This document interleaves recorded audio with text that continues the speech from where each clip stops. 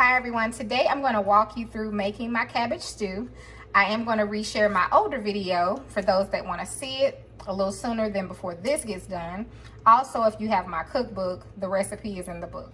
So the first thing I'm going to do is boil my smoked meat in just a little water, enough to cover my meat.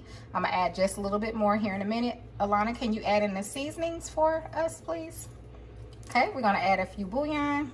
Go ahead and pour the seasonings in, dear. Yep, pour in that whole cup. Can you pour that in for me? Hold on to it. Thank you. In my seasonings, I have some bay leaf, I have some Everglades seasoning, onion, garlic, just our basics, and some black pepper. And Alana's going to add in for us one more bouillon cube, and then we'll add a little more water. We're going to cover this, and we're going to cook our meat for a couple of hours until it becomes tender. I like to cook mine on a medium low heat, covered. Now, I have been cooking my turkey wings on a low boil just like this for about 2 to 2.5 hours, somewhere around there. Sorry I wasn't keeping track, but like I said, the recipe is there if you want to make it. And if you don't have smoked meat or you don't want to use smoked meat, you can use something else. You can use bacon, and you can use your smoked sausage, things like that. All right, I'm going to add a few things into my pot here. I'm going to add my onions, and I like my pot liquor. If you want to drain yours and get more water, you could do whatever you feel like doing, okay? But I like to use my pot liquor from my meat.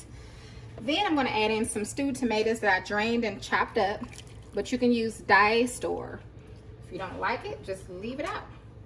And then we're going to add in our cabbage, but first I'm going to give this a little stir. And then we're just going to put the cabbage in on top, okay? And then that's going to allow for it to cook down. And then we're going to cover it. All right. And anything else you want to add in, you can. Normally, I do add potatoes into my cabbage stew. I'm not going to do that this time, but I am going to add in some okra. And then we still have, of course, our ear of corn that was on our meal plan grocery list, okay? So let's get that cabbage in here. And then I'm going to cover this. And then I'm going to add a little bit more of my Everglades seasoning, of course, before I cover it. But I'm going to add a little bit more of my Everglades seasoning. But all the flavor you need is right there in your pot, okay? So you don't have to worry about that. Everything you need, if you're using your same, your juice here, your pot liquor, as we like to call it, from your meat cooking, that flavor is what you want to come into your cabbage and ultimately be your juice for your stew. All right, so when I come back, I'll show you the next few steps. It's putting the corn and the okra in, and then we'll be ready to taste our cabbage stew. My cabbage stew is almost done, you all. Doesn't that look delicious? I took my meat off the bones, okay? So that's the only thing I've done, just deboned it.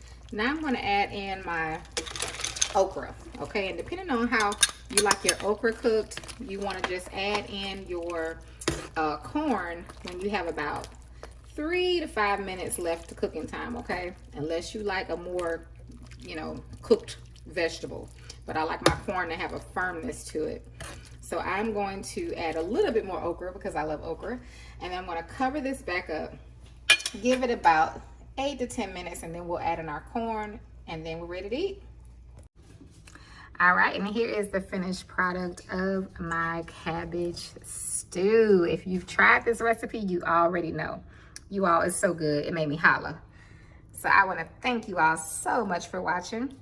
If you're on the weight loss challenge, I hope that it's going well for you, and I hope you have a wonderful, blessed day.